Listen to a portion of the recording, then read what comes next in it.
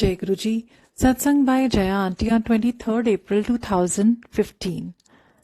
गुरु जी ने एक बार हम पर दया कर दी कि हमारी अंदरूनी ट्रांसफॉर्मेशन शुरू हो जाती है। ये इतनी धीमी प्रोसेस है कि हमें खुद पर शक होता है कि इतने सालों से जुड़ने के बाद भी हमें कोई बदलाव आया कि नहीं। लोग कहते हैं कि नेचर और सिग्नेचर कभी नहीं बदलता, पर गुरु जी के पास आकर हमने बहुतों को पूरी तरह बदलते हुए देखा है। हम कितना बदल गए इसकी पहचान तब होती है जब विपरीत परिस्थितियों का सामना करना पड़ता है। तब हमें अपनी असलियत की पहचान होती है। हम सब कंकड़ पत्थर ही होते हैं। कंकड़ को हीरा कैसे बना दिया गुरुजी ने, तब समझ आता है। एक कहानी शेयर करती हूँ। एक बार एक बहुत बड़ा व्यापारी अपनी पत्नी के साथ अनजान रास्ते से जा रहा था। उसने अभी अभी सारा व्यवसाय का त्याग कर वैराग्य को धारण किया था। पत्नी जो आगे चल रही थी, उसकी नजर अचानक रास्ते पर पड़े हुए चमकती मणि पर पड़ी।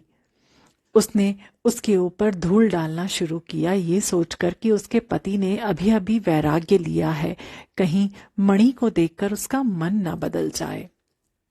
पति ने उसे ये करते देख लिया तो पत्नी ने सच सच बता दिया।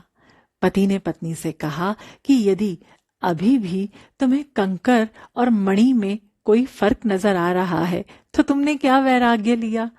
अब ये सब कंकड़ पत्थर ही दिखते हैं मुझे। हम संगत को, अब हमारे आसपास के वैभव को एक समान निगाह से देखना है। यदि हमारी जरूरत पूरी हो रही है तो सामने वाले की जरूरत पर पूरी करने की कोशिश करें।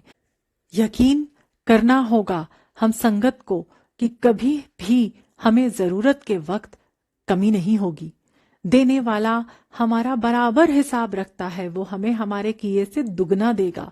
कब कहां से आएगा ये तो गुरुजी पर छोड़ दें। भरोसा रखना है कि हमें मिलेगा ही, जो भी दरकार होगी समय पर। किसी पुराने पोस्ट पर एक बहुत ही प्यारा कमेंट दिखा कि गुरुजी के पास आने के बाद अचानक से मैं अपने सारे दुश्मनों के लिए प्रार्थना करने लगा। ये बदलाव अपने आप में ही बहुत बड़ा है, पर यह लफ्ज दुश्मन हमें अपने जहन से निकाल फेंकना है। यदि गुरुजी हमारे हैं तो वो सब जो हमसे किसी न किसी रूप में जुड़े हैं वो सब हमारे अपने ही हैं, क्योंकि इस बार हमारी यात्रा में सिर्फ वो लोग नहीं मिलेंगे जिनकी आत्मा के साथ हमारी प्लानिंग हुई है इस जन्म के लेने के पहले, बल्कि साथ में वो भी जुड़ेंगे जिनका लेना देना अभी किसी भी पिछले जन्म का बाकी है हमारे साथ। हमारा हर कर्म चुकता करवाकर ही हमें गुरुजी निर्वाण तक पहुंचाएंगे, क्योंकि कर्म फल तो भोग कर ही मुक्ति मिल सकती है। हम अक्सर देखते हैं कि हम किसी को, चाहे वो हमारे बच्चे हों, भाई बहन, पति पत्नी या प्रेमी प्रेमिका या फिर कोई दोस्त, जान प्राण से प्यार करेंगे, पर वो हमें ठोकर मारते ही रहेंगे।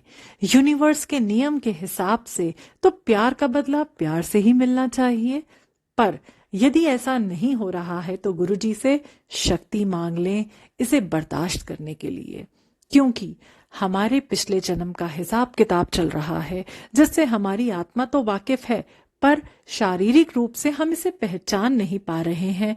और यही कारण होता है कि हजारों बार चोट खाने के बावजूद हमारी आत्मा उसके लिए कोई दुर्भाव नहीं रखती, जबकि भावनात्मक स्तर पर हम हर चोट के साथ टूटते चले जाते हैं।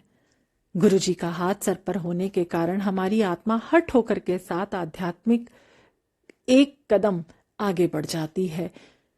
जैसे ही आत्मा का हिसाब किताब खत्म होगा, उस इंसान से हमारी संवेदना क्या किसी भी तरीके का कोई संबंध नहीं रह जाएगा। जैसे उसका होना या ना होना हमारे लिए कभी कोई मायने ही ना रखता हो। इस जिंदगी में ही ऐसा हम सब कितनी बार महसूस कर चुके हैं। बस समझने की जरूरत है कि वो आत्मा अपनी लाइफ में दिए गए किरदार को निभा चुकी है और अगली यात्रा को चल पड़ी। वो ना तो हमारी दुश्मन है ना ही दोस्त। पृथक अस्तित्व, पृथक यात्रा। ऐसे तो हजारों कर्ज होंगे हमारे, अब हम इनसे कैसे निकलेंगे।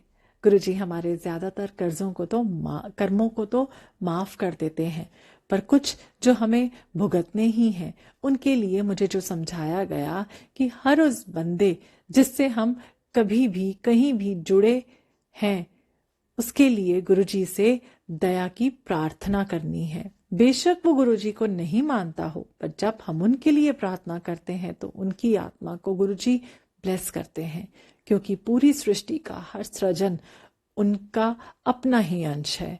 गुरुजी के पास सब जीव एक से हैं और सबकी मुक्ति का दायित्व गुरुजी का ही है। गुरुजी सबका कल्याण करें। जय गुरुजी।